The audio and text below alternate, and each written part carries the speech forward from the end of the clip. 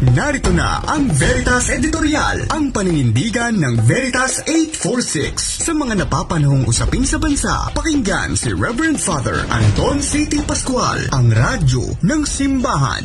Veritas Editorial. Kapanalig sa bagong taon, 2026. Pagnilayan po natin ang nasasaad sa Kawikaan 15:1. Ang malumanay na sagot, nakakapawi ng galit. Ngunit sa tugong marahas, puot ay hindi mawawaglit. Kapanalig, ipinahiwatig sa mga salitang ito ang kahalagahan ng manumanay na pagkaparating ng anumang gusto nating sabihin. Kahit totoo, kailangang maging maingat tayo sa pagpili ng mga salitang lalabas sa ating bibig. Mainaw na paalala ito ng ating mga pamunuan, gaya ni Batangas Governor Vilma Santos. Hindi na siguro matiis ng gobernador at sikat na artista ang pambabatikos sa kanyang asawa na si Executive Secretary at dating Senador Ralph Recto.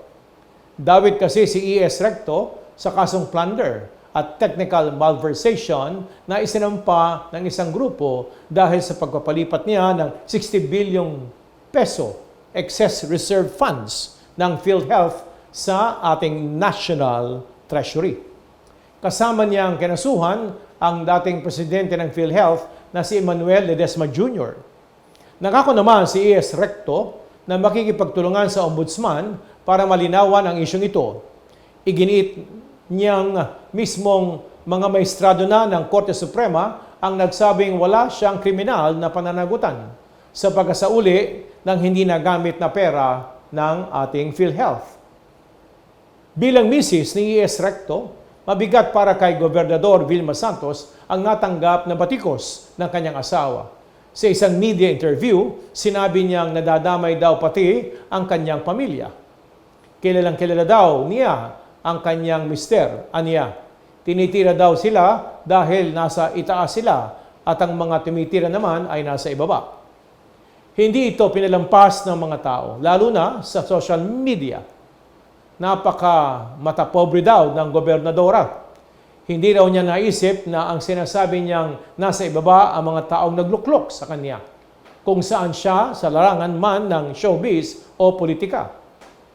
Ito raw ay isang dahilan kung bakit hindi karapat-dapat pumasok sa politika ang mga sanay sa mga katang-isip na karakter at wala namang karanasan sa pamamahala.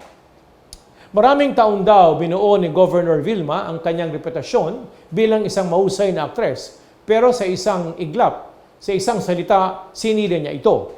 Nilinaw naman ng opisina ng gobernadora ang mga sinambit niyang hindi ikinatuwa ng mga netizens.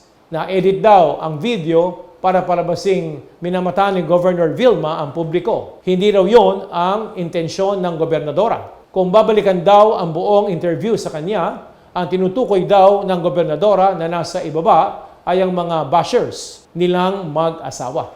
Idinidismaya daw niya ang pagkalat ng misinformation gaya ng fake news at ang kultura ng online bashing. Kaya naman, pinapaalalahanan ng Batangas Provincial Information Office ang publiko na maging mapanuri sa kanilang mga nababasa at napapanood online. Target na mga opinyon ang sinumang nasa poder. Totoong dapat maging mapanuri ang mga tao sa kanilang mga binabasa at sinasabi. Pero maging maingat din dapat ang mga politiko sa kanilang mga binibitawang pananalita. Hindi lahat ng batikos sa kanila ay malisyosong paninira, gaya ng ipinatutupad ng mga online bashers. May mga batikos dahil may mga nangangambang nagagamit ang pondo ng mga nasa pamahalaan imbes na sa bayan. May mga lehitimong batikos, mga batikos na layuning isiwalat ang totoo at itulak ang mga taong mag-isip, magsuri, maging kritikal, ika nga. At bahagi ito ng paglago ng demokrasya, di po ba? Kaya kapanalig, pinapahalagahan ng ating simbahan ang malayang pagpapahayag ng saloobin ng mga tao. Susi ito sa isang maayos na buhay at sa paglago ng lipunan. Tungkulin nating iparinig ang ating boses tungkol sa mga isyong nakakaapekto sa atin. Hindi para manira ng sinuman, kundi para bantayan ang kabutihang panglahat o yung tinatawag po sa Catholic social teaching na common good. Kung tatahimik tayo sa isyu ng katiwalian at maling paggamit ng pera ng bayan, para na rin nating isinusuko ang ating kalayaan sa mga nasa nakaupo. Maunawaan ito ng mga nasa itaas kung bababa naman sila, no? At pupunta po sa grassroots. Sabi nga ni Pope Francis, wet your feet. No? Bumaba po tayo sa mga barangay, sa mga purok, para makita po natin ang kalagayan ng kahirapan dito sa ating bansa. Sumainyo ang katotohanan. Inyong napakinggan ang Veritas Editorial. Ugaliing pakinggan ng Veritas Editorial kasama si Reverend Father Anton C.T. Pascual. Veritas Editorial.